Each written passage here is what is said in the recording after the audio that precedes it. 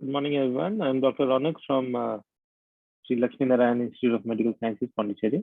I'm a surgery assistant professor. This class is going to be on cranial trauma and head injury, which is a very common injury when RTA or a polytrauma is encountered in our setting. We are going to discuss about the epidemiology, the classification, the biomechanics behind the injury, the pathophysiology.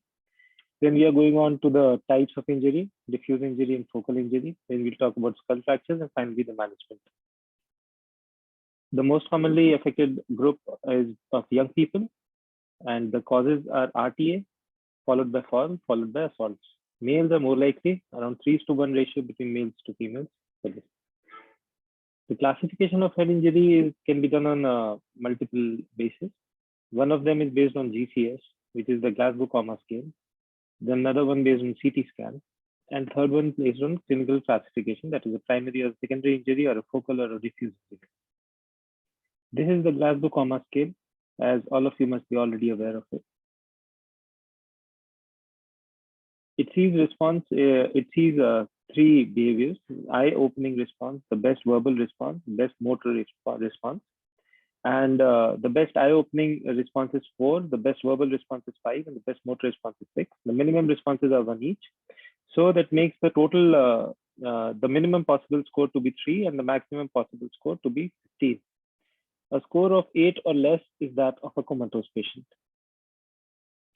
Now, as per GCS classification, a mild injury is in a patient with a GCS of between 13 and 15. A moderate injury is between 9 and 12, and a severe injury is between 3 and 8. GCS comes with some advantages and some disadvantages. The advantage is that it is constant across all the users, all the interpreters, and inter or intraday observation is very easy, and it is reliable. It is not useful. It is useful not only in traumatic brain injury, but also in other neurological conditions. The disadvantages, however, are that if there are people who are sedated or are paralyzed, we cannot assess GCS. Also, patients who are intubated or have orbital swelling or have neck swellings or neck injury cannot be assessed GCS for. This is an example. A patient with an anterior skull base fracture with severe periorbital edema, it makes it impossible to open the eyes passively. In such a case, the GCS is E1 because there is no spontaneous eye opening, and hence the total GCS comes out to be 12 on 15, even though the patient is fully conscious. This is another example of an intubated patient with an associated nasal injury.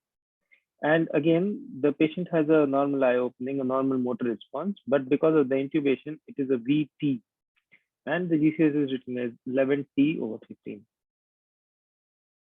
Now, based on imaging, Marshall CT classification is done, which is for diffuse injury and can be classified into 4 grades: grade 1, 2, 3, and 4. Grade 1, there is a normal CT scan. Grade 2 has the systems present, but the shift of less than 5 millimeters. In grade 3, the systems are compressed or absent. The shift is more than 5 millimeters. In grade 4, only shift is more than 5 millimeters, and it is associated with increasing mortality rates. On the clinical classification, it can be classified as primary brain injury, secondary brain injury. Primary brain injury is that is direct and immediate at the time of injury, the brain injury. It's of 2 types, focal and diffuse. Secondary brain injury is the injury which happens later, because of the cellular damage. Whatever the primary brain injury changes are there, they further go on to cause a secondary brain injury. Secondary brain injury is also important to a neurosurgeon because it is preventable by intervention. Now, focal brain injury versus diffuse brain injury. A focal brain injury is a macroscopically visible injury to the brain parenchyma, a macroscopically visible damage to the brain parenchyma, and it is limited to a well-defined area, whereas a diffuse injury is widespread and it is without macroscopically visible trauma to the brain parenchyma. Now, the clinical classification. Head injury can be classified into primary head injury, secondary head injury. Primary head injury can again be classified into focal and diffuse. Focal injuries are of contusion and hemorrhage. Contusion could be coup, counter coup, intermediate coup. Hemorrhages could be EDH, that is extradural hemorrhage, subdural hemorrhage, and intracranial hemorrhage. Skull fractures could be, for the vault, it could be a linear or depressed fracture, or it could be a basilar fracture, that is the skull base fracture. Now, diffuse injuries can be either concussion or a diffuse axonal injury. We will be talking about all of these injuries and their managements further down in this presentation. So a little test for you guys. What is the following? Which of the following statements regarding Glasgow Coma Scale is true? A, the minimum score is 0. B, inappropriate word is scored as 2.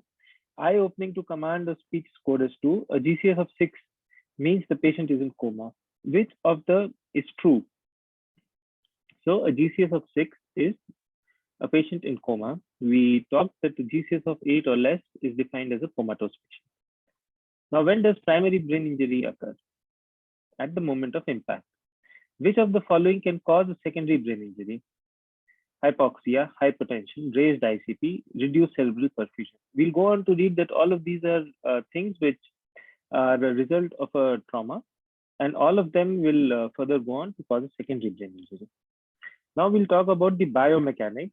The biomechanics of injury. There are two types of forces. One can be a static loading, one can be a dynamic loading. A static loading is a loading which lasts more than 200 milliseconds, whereas a dynamic loading is something which lasts less than 50 milliseconds.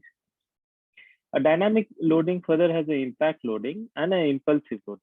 An impact loading is a contact plus an inertial force, whereas in an impulsive loading, only the inertial force acts. Pathophysiology, we will be talking about cerebral autoregulation, that is the CBF, the CPP, and the ICP. We will be talking about cerebral edema, which could be cytotoxic or vasogenic. And finally, we will be talking about brain herniation, which can be uncal, tonsillar, or other herniation. Now, this is a Monro-Kelly hypothesis. This is a very, very important hypothesis when it comes to brain injuries. And it states that cranial compartment is incompressible and that the volume inside the cranium is fixed. The cranium and its constituents, that is the blood, the cerebrospinal fluid, and the brain tissue, create a state of volume equilibrium, such that any increase in volume of one of the cranial constituents must be compensated by a decrease in the volume of another. That means if there is an increase in the CSF volume, the brain tissue volume has to decrease and the blood volume has to decrease. So when the brain tissue volume is decreasing, the brain matter is getting compressed, and when the blood volume is decreasing, the cerebral perfusion pressure is reducing. For example, an increase in lesion volume, that is in an epidural hematoma, will be compensated by downward displacement of CNS and the venous flow. If uncompensated, it may lead to an increase in the intracranial pressure.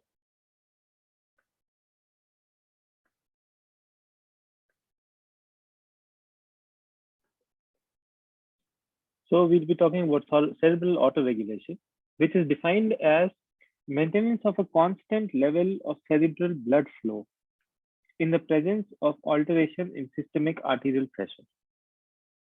That means that even when the systemic arterial pressure falls, the cerebral blood flow is maintained. It is maintained by cerebral autoregulation. So when the mean arterial pressure is, even if it is around 50, the cerebral blood flow is around 50. Even when the pressure keeps going up, the cerebral blood flow is maintained at the same level. When the pressure falls beneath 50, in cases of a trauma, the cerebral blood flow is going to decrease. Now we'll talk about the Cushing's reflex. Cushing's reflex is very, very important reflex when it comes to neurotrauma. It will be encountered when there is an increased intracranial pressure, and it is characterized by hypertension, bradycardia, and diminished respiratory effort. All three of these things will be present simultaneously, and an increase in BP and a reduced heart rate is a characteristic of Cushing's reflex. It is different from normal trauma, other trauma, hypovolemic shock, because in normal hypovolemic shock, you would encounter a reduced blood pressure with an increased heart rate. However, in a patient with a head injury, you would encounter an increased blood pressure with a reduced heart rate. And whenever you encounter this in a trauma patient, you should think of head injury and think of Cushing's reflex. Now, this thing is called the Cushing triad, wherein there is hypertension, bradycardia, and diminished respiratory effort. All of you should be on the lookout for this reflex. Now, calculations. How do we calculate the cerebral blood flow? Cerebral blood flow is the ratio of cerebral perfusion pressure and cerebrovascular resistance. Now, cerebral perfusion pressure is the mean arterial pressure minus the intracranial pressure. Now, the thing is, how do we measure the intracranial pressure? Okay, we'll come to that. The intracranial pressure is measured by the intraventricular pressure. We put a manometer into the ventricle and we measure the pressure there. Normal values, the normal cerebral blood flow is of 45 to 65 milliliters per 100 grams per minute. The normal cerebral perfusion pressure is that of 70 to 100 millimeters of mercury. If the cerebral perfusion pressure is less than 50, there will be permanent neurological damage because of the hypoxia. The normal intracranial pressure is between 5 to 50 millimeters of mercury. In cases of intracranial hypertension or raised intracranial pressure, there is an elevation of this pressure in the cranium. An intracranial pressure of 20 to 25 millimeters of mercury is the upper limit, and treatment to reduce this intracranial pressure will be required. Now, cerebral edema, there is a net increase in the water content of the cerebral tissue that leads to an increase in the overall brain mass. It's of multiple types. We'll be talking of two of them. It's cytotoxic, it could be vasogenic, it could be osmotic, it could be hydrostatic, it could be interstitial, like in a hydrocephalus. Now, cytotoxic edema. Cytotoxic edema or the intracellular edema is the result of influx of sodium due to the failure of energy-dependent ion pumps, which leads to a shift in water from the extracellular to the intracellular membrane. The blood-brain barrier in cytotoxic edema is intact, and there is no enhancement on CT or MRI, even after IV contrast. In vasogenic edema, there is an impairment of the blood-brain barrier that leads to a shift of water from the intravascular to the extravascular compartment. It is characterized by protein-rich fluid in the extracellular space and a hypodense white matter on CT scan. Osmotic brain edema is a critical reduction in the serum osmolality. It may occur in iatrogenic hemodilution from excessive use of intravenous dextrose and solutions in SiADH. This is the reason that 5D is not supposed to be used in patients of head injury. We will talk more about it later on in my presentation. Then there is a hydrocephalic or an interstitial edema, which is because of the periventricular extravasation of water, because of the high pressure in obstructive hydrocephalus. It is an uncommon event in head injury and more likely to be encountered in patients with congenital deformities, congenital hydrocephalus. And there is hydrostatic edema, which there is a sudden increase in intravascular or transmural pressure in an intact vascular bed. And it results in extracellular accumulation of protein-poor fluid. So when there's a protein-poor fluid outside, it's going to pull the water in. And it is seen when the autoregulation is defective after head injury. So these are patients that you'll find in ICU who are taking time to recoup and taking time to come out of the ventilator. So in those patients, the edema that is encountered is more often hydrostatic edema. Now, this is a classification by which you can differentiate between different types of edema. Now we'll talk about brain herniation. Brain herniation is a dangerous side effect of a very high intracranial pressure that occurs when part of the brain is squeezed across the structures within the skull. You have to understand that skull, unlike the abdomen or any other compartment of the body, is a very, very close space. And any increase in pressure is going to lead to a herniation. That is, some of the part of the matter, the occupant, the original occupant of that wall, needs to go out to compensate for the new occupant of the wall. So there can be multiple herniations. The uncus, look at my pointer, the uncus can herniate, or the central region of the brain may herniate, or the cingulate region of the brain may herniate from one side to another side. There can be a transcalvarial herniation, there can be a upward herniation, which is rare, and then there can be a tonsillar herniation through the foramen magnum. Now there are some herniation syndromes that you should know about. There is a supratentorial herniation syndrome. There is a infratentorial herniation syndrome. In these cases, we are talking in respect of the tentorium cerebri, the tent in the head. This is made by the meninges, the dura mater. It forms a tent-like structure and it divides one part of the brain from another. And a herniation through this tent is known as a supratentorial or infratentorial herniation. In a supratentorial herniation, the uncus herniates, or there can be a subfalcine herniation of the cingulate, or there can be a central or transcalvarium. In an infratentorial, there can be an upward cerebral herniation, and there can be tonsillar herniation. Now you can look at the figure a little more closely. You can correlate about what is going on where. You can see that this is the uncus, this is the tentorium, and the uncus herniates from supratentorial region to an infratentorial region. This is an infratentorial herniation, wherein you can see that there is an upward cerebral herniation through the tentorium. So the cerebrum from below the tentorium, the cerebellum from below the tentorium is herniating to a position above the tentorium. Now a little bit more about uncal herniation. What you must know about uncal herniation is that the oculomotor nerve will be compressed against the free edge of the tentorium by the herniating uncus, and it will lead to a ipsilateral pupillary dilatation. This is important because when a patient comes and you examine the pupil of the patient, and one of the pupil is reactive and the other is not, you must think of this thing. Then it can also be a result of the compression of the ipsilateral side of brainstem, which causes contralateral weakness. So, in a person with uncal herniation will present to you with an ipsilateral pupillary dilatation and a contralateral weakness. Now we will talk about a very important phenomena which is called as the Carnohan phenomenon. In a massive herniation, the cerebral peduncle on the opposite side to the hernia may be indented by the tentorium itself and produces a Carnohan notch, that is, a false localizing and a paradoxical ipsilateral semiparesis. We talked in the previous slide that the paralysis is going to be contralateral and the pupillary dilatation is going to be ipsilateral.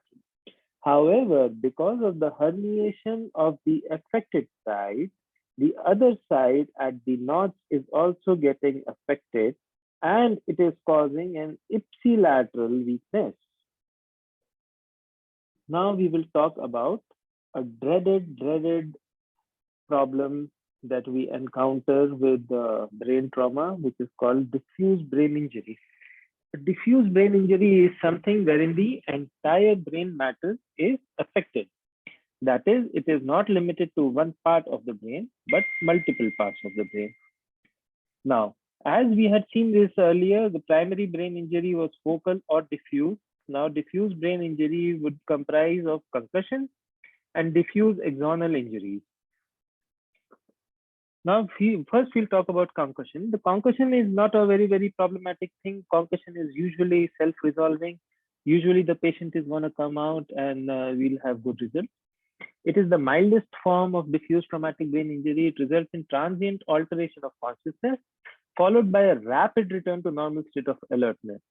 We will talk later in EDH, that is extradural hematoma, how this can also be a warning sign, and this should definitely be differentiated from EDH, which gives us a transient alertness. Okay. So this will result in a transient alteration of consciousness, which is followed by a rapid return to a normal state. Retrograde amnesia is a hallmark of concussion. A patient with concussion is going to tell you, I got injured, I know where I was walking, Then I do not know what happened. I just woke up with a head injury. He is going to forget how he got the injury. That is the retrograde amnesia, and it is hallmark of a concussion. It could be due to a rotational acceleration. It could be due to an angular acceleration of the head in absence of a significant mechanical contact. What this means is I need not get hurt on my head over here. Just the angular motion of my head is enough for my brain to hit against my skull and get concussed. There need not be a direct trauma from outside. A trauma, an angular trauma, an angular acceleration, or a rotational acceleration is enough to cause this sort of a concussion. The CT imaging will more often be normal, and DTI imaging may show you some abnormalities over bilateral hemispheres, but the patient will present to you with a full GCS. So concussion has been graded into grade 1, grade 2, grade 3, and there are multiple guidelines. You can go through it and you can probably classify when you encounter such patients. Now we'll go on to diffuse axonal injury. Diffuse axonal injury is something which uh, all neurosurgeons dread in a way. They dread because there is no management. There is just no management, and the patient most often will have to be left just like that, and only supportive care can be offered to the patient. A lot of patients come out, a lot of patients do not go out, come out, and we lose them. So it was first described by a person called Stritch in 1956 as diffuse degeneration of white matter following severe brain injury, head injury. It is also known as a shearing injury or inner cerebral trauma. It results from a severe angular and rotational acceleration, deceleration that delivers shear and tensile forces to axon. As a result, diffuse axonal injury is responsible for most traumatic brain injury patients that are severely impaired, despite the lack of a gross parenchymal contusion, laceration, or hematoma.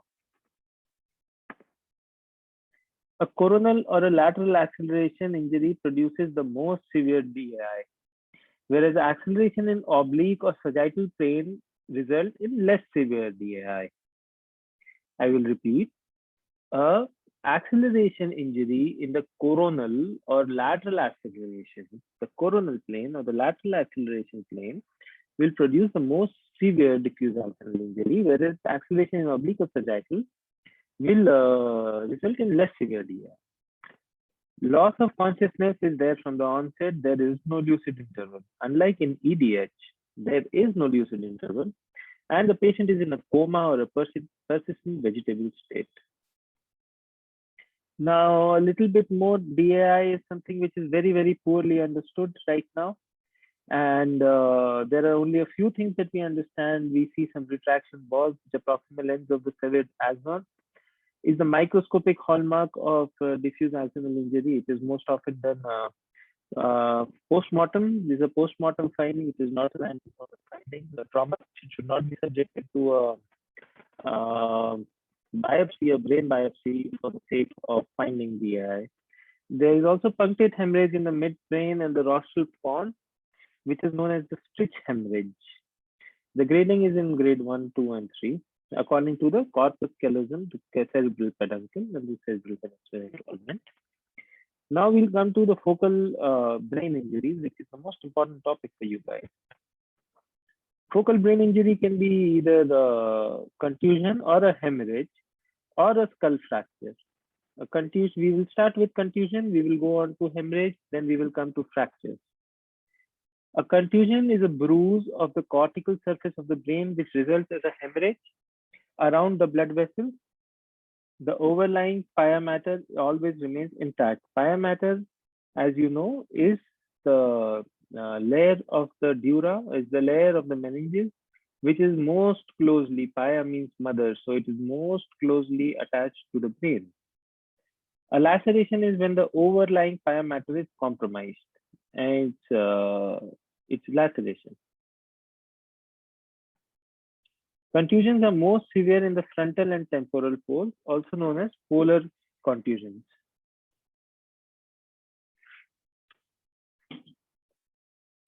The types of contusions are coup, counter coup, and intermediary coup.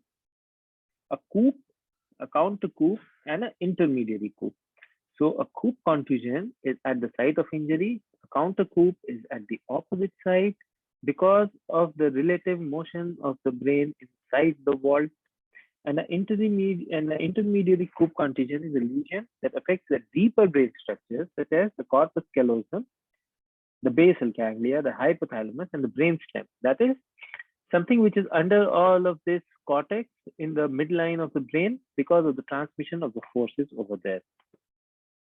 Now there are also some things known as fracture contusions which are associated with the fracture. You can see over here there is a frontal fracture on the right side and there is a contusion associated with that. Then there could be gliding contusions which are focal hemorrhages involving the cortex and the adjacent white matter of the superior margin cerebral hemisphere. Then there are hernial contusions, herniation contusions. We had talked about the hernias earlier. Now the contusions which are associated with those hernias are known as herniation contusions. Now something about contusion and hematoma. The amount of blood in a lesion determines whether the lesion is classified as a contusion or hematoma. If blood accounts for less than 2/3 of the lesion, it is a contusion. If blood amounts for more than 2/3 of the lesion, it is an intracellular hematoma. Now, hematomas would require a surgical intervention, that is, require a drainage procedure because they produce a mass effect, a volume effect, and should be taken out wherever indicated. We will first talk about EDH. EDH is the most important surgical emergency in neurosurgical setup, and all EDHs must be operated, must be operated, must be operated. It is a collection of the blood between the inner table of the skull and the dura, which is the periosteal layer of dura. And there is an extension of the hematoma, which is usually limited by the suture line, owing to the tight attachment of dura at these locations. The shape of EDH is very, very classical. It occurs in young adults and is rare in children below 2 years and elderly above 60 years, as the dura is very adherent to the overlying bone. Hence, there is no place for the blood to collect. In the pediatric patients above 2 years, EDH is relatively more common because there is an abundance of diploic and dural vascularization, which is actually the vessels that bleed. On imaging, the classic CT appearance is seen in 84% of the cases, which show a hyperdense biconvex, a hyperdense biconvex lesion. The formula to calculate the volume of EDH is ABC by 2. That is, A is one dimension, B is another dimension, and the C is the three-dimensional, the other dimension that we'll see according to the number of cuts of the CT scan that are involved. So if you're taking a 2 mm cut and you can see the lesion across 20 cuts, then you have a 40 millimeter lesion in that dimension. The classic appearance is seen in 84% patients, and the formula is, we discussed the formula. Now there's another thing called the swirl sign, which was first described by Zimmerman in 1982. It is a small rounded lesion isodense to the brain, which represents an active extravasation of unclotted blood. The clotted component is hyperdense, which is 50 to 70 Hounsfield units, whereas this one will be a hypodense, which is comparable to the normal brain matter. EDH is found in skull fracture patients. The hematoma arises middle meningeal artery in 2/3 of patients and the middle meningeal artery in 1/3 of patients, and from the diploic vein or torn dural venous sinuses in the remainder of the patients.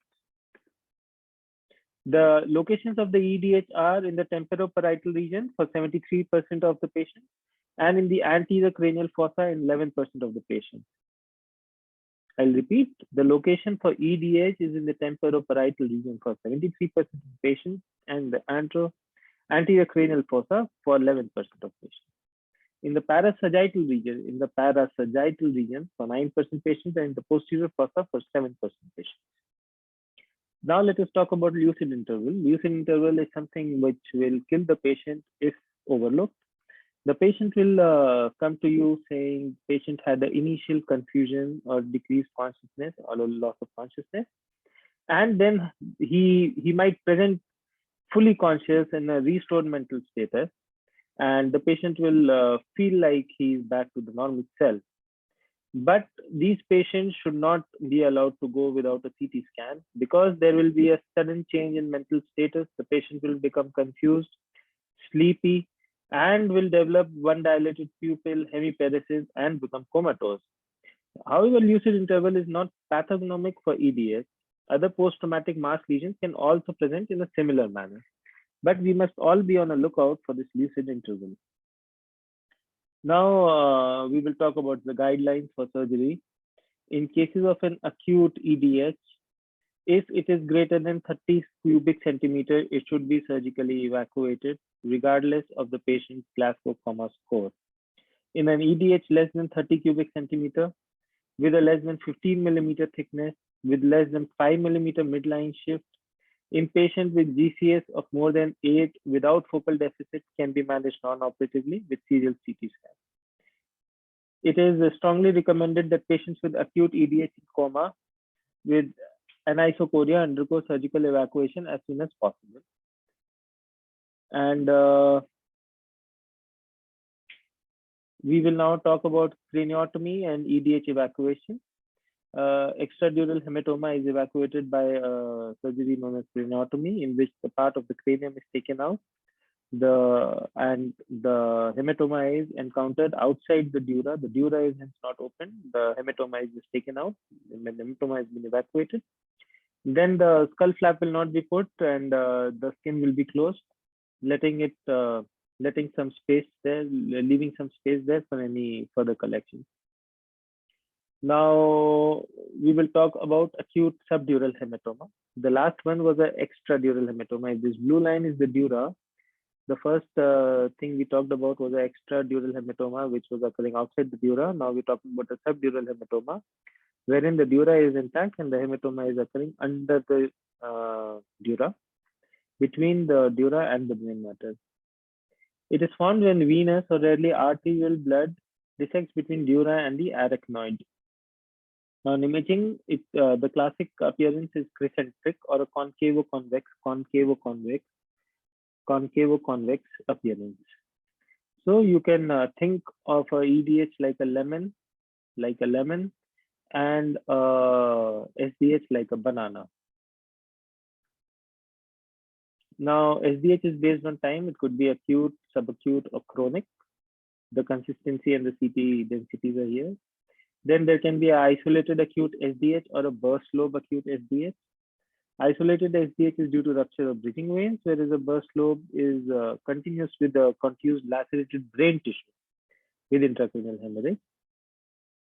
In an isolated acute SDH, there will be no brain damage, and these patients will may experience a brief lucid interval. Whereas the burst lobe complex will have a cerebral contusion, and the adjacent intercellular hematoma will be termed as the burst lobe. Why SDH is more common than SAH? SAH is subarachnoid hematoma.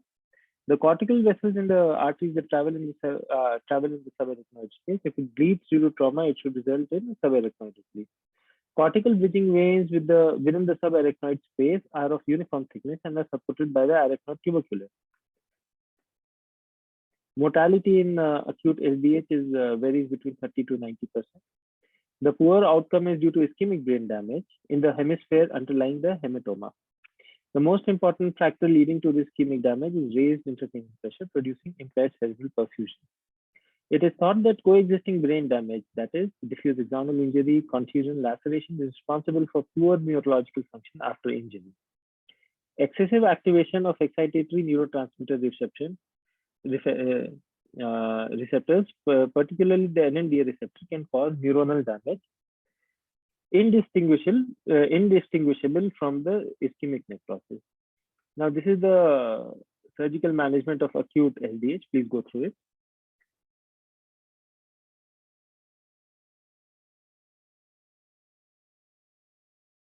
So you can see it is a little different from the management of EDH.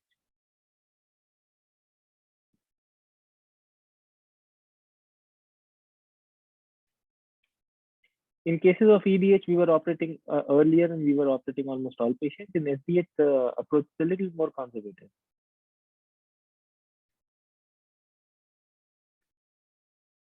This is the craniotomy for acute SDH. You can see that the dura has also been opened. This is the dura. In SDH, we do not have any dura opening. This is the dura has been opened and the clot is underneath the dura. A chronic SDH is a subdural hematoma, which is discovered 2 or 3 or longer weeks after the initial injury. Most thin acute SDH will resolve on their own, and only with patients, some patients will go on to have a chronic SDH. There are some predisposing factors for developing chronic SDH. One of them is old age. It will develop in alcoholics. It will develop in an atrophic brain, and it will be in a patient with multiple trivial traumas, like in Parkinson's disease, where the patient keeps hitting the head against something. So if this is a wall and a patient with Parkinson's has a tremor, he will keep hitting the head against the wall again and again. And there will be multiple trivial traumas, which will finally lead to a chronic SDH. This is the pathophysiology of the chronic SDH.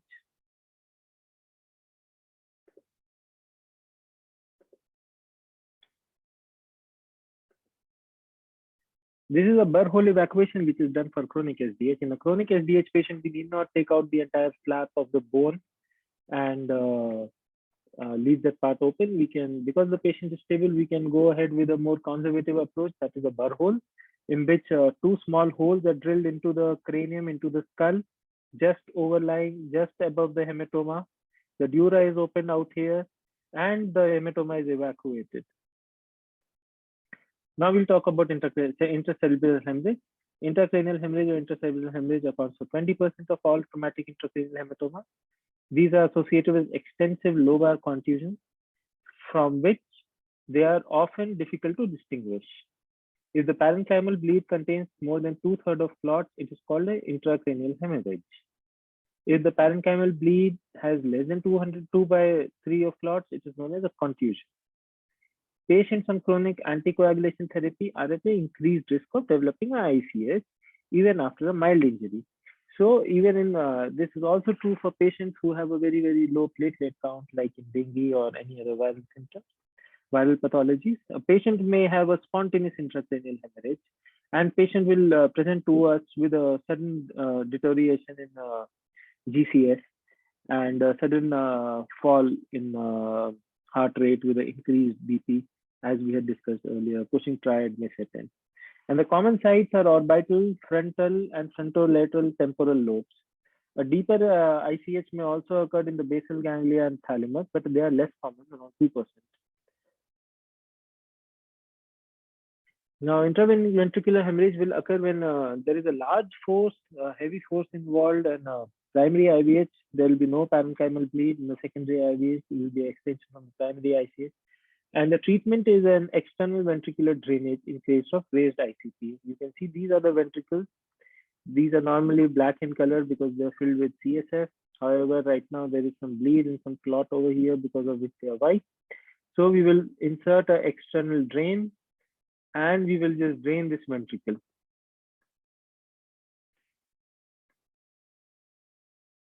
Now we will talk about traumatic subarachnoid hemorrhage. The centripetal theory of Omaya and Generali suggests that lesion depth is dependent on the force of injury. Accordingly, traumatic subarachnoid hemorrhage results from relatively severe injury to the brain. High angular acceleration of long duration is necessary to produce a strain that causes rupture of the superficial vessels in the arachnoid system. Now we will talk about skull fractures. Skull fracture can be linear or depressed. A linear fracture can be a vault fracture or a basilar fracture. A vault fracture could be open and closed. A basilar fracture, that is skull base fracture, can be temporal or sphenoid or occipital condylar fracture or cranial fossa fracture. We'll talk as it comes. This is a linear fracture. You can see it is a linear fracture. It is a line-like fracture transcending from the temporal region through the frontal region, going on to the corpus sulcus. This is a depressed fracture when you can see there is a depression in the skull. This is a simple closed fracture wherein the skin is still intact and the bone is not exposed. This is a compound or open fracture wherein the bone is exposed. This is called a hinge door fracture wherein there is a hinge-like door from outside to inside. And this is a comminuted fracture in which there are multiple fragments of the same fracture, and you can also see a fragment over here. This could be a projectile which entered from here, because of which there was a comminuted fracture over here. This is the surgical management of cranial fractures. I'll simplify it for you. So a patient with a open fracture should be given antibiotics and a surgical intervention should be attempted. A patient with an open compound depressed clinical fracture may be treated non-operatively if there is no clinical or radiological evidence and no dura involvement. Early operation is recommended to reduce the incidence of infection. Now, the cranioplasty in these patients with a depressed fracture or a bone loss can either be with a titanium mesh like this or a newer technique of 3D cranioplasty, which the the titanium mesh is designed according to the area which requires this mesh. Now, talking about basilar fractures, see, this is a linear fracture that you can see till here. From the inside, if you see, this fracture is continuing onto the base of the skull. This is a basilar fracture. This is the posterior fossa, this is the anterior fossa, this is the medial cranial fossa, and the skull fracture is continuing through the base. This is a pond fracture, which is because a pond is formed over here. It is also known as ping pong ball fracture. This is a growing skull fracture. In some children, the fracture may remain ununited and enlarge to form a growing skull fracture. The most common site would be the parietal bone, but rare sites are occipitals and the orbital group. Other names are leptomeningeal cyst, the traumatic meningocele, or a craniocranial erosion. The mechanism is that fracture with the tearing of dura, where the CSF leaks, forms a collection. Now, because the CSF is under pressure and CSF is pulsatile, a transmitted pulsation from the subarachnoid space into the extra-axial fluid collection causes a pressure and hence the enlargement of this fracture. Now we will talk about the basal skull fractures. This is a temporal bone fracture, as you can see. These are both temporal bone fractures. They can either be longitudinal, that is along the axis of the temporal bone, or they can be transverse. In the longitudinal fractures, 80% of them, 80% of the temporal bone fractures are longitudinal, but only 15 to 20% of them will involve the facial nerve. However, in case of a transverse fracture, because the facial nerve passes through this region, a transverse fracture is very, very likely, almost a 50% facial nerve involvement chances. These are some changes, some differences between a longitudinal and transverse fracture. You can see that a facial nerve damage is less common in cases of longitudinal fracture, but hearing loss is common, hemotympanium is common, nystagmus is common, otorrhea is common, and vertigo is common in a longitudinal fracture. In a longitudinal fracture, which is going along the auditory canal. Skull-based fracture classically presents with the raccoon eye. This is a raccoon. This is a raccoon eye. This is because the blood finally collects around the loose tissue around the orbit. This is the battle sign, which is in the mastoid region, hematoma. And there can be CSF rhinorrhea because of fracture of the face. Now, we will talk about some controversies. We will talk about steroids in head injury.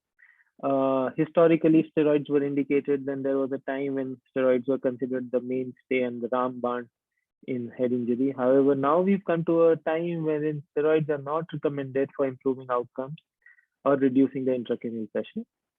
In patients with severe traumatic brain injury, high-dose methylprednisolone was associated with increased mortality and is now contraindicated. What happens is that when we give a high dose of corticosteroid, the patient stops throwing up symptoms. So as a clinician, the clinician might think that the patient is improving. However, it is not so. It's only that the patient is not throwing up the symptoms. The patient is further deteriorating and it is associated with higher mortality and morbidity. We'll talk a little bit about beta-2 transferrin. It is produced by neuraminidase activity in the brain and is found abundantly in the CSF. It occurs in lower concentrations in the perilymph and the cochlea and the aqueous and the venous hemisphere of the eye. Since it is not normally contained in nasal secretions, its detection allows for indirect diagnosis of CSF rhinorrhea.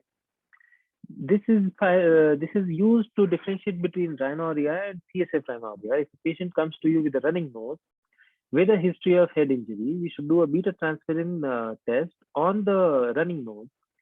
And if there is beta to transferrin is present, then it is more likely to be CSF than to be just like a normal rhinorrhea.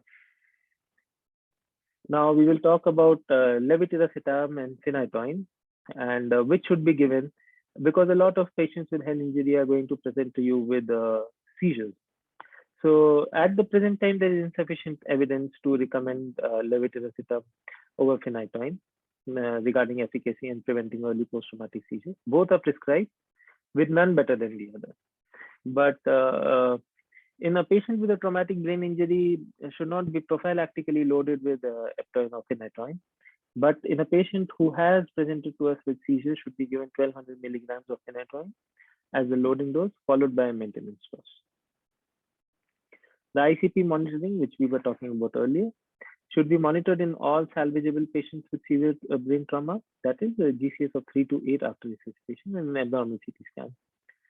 And it is most commonly done with an intraventricular probe because it is not affected by local clots as the intraparenchymal bleed. It can be calibrated easily. It can be inserted after evacuation of subdural or epidural hematoma. And the only problem is it is difficult to insert the intraventricular probe if there is a diffuse cerebral edema. And we may also cause a lot of iatrogenic injury while trying to enter into the ventricle at this time. Now, 5% dextrose solution should never be given in a patient with trauma because it causes osmotic brain edema. It is a free water solution. Dextrose gets metabolized and the plasma osmolality is decreased. This increases the brain edema in head injury and hence should be avoided. 5% dextrose in 0.9% saline does not have the same effect as it does not decrease the plasma osmolality. So DNS may be given, but 5B should never be given. With this, we come to an end for a lecture. Thank you everybody for attending this lecture. I am Dr. Ronak Raj. I am Assistant Professor at Department of General Surgery at Sri Lakshminarayan Institute of Medical Sciences in Pondicherry. Thank you.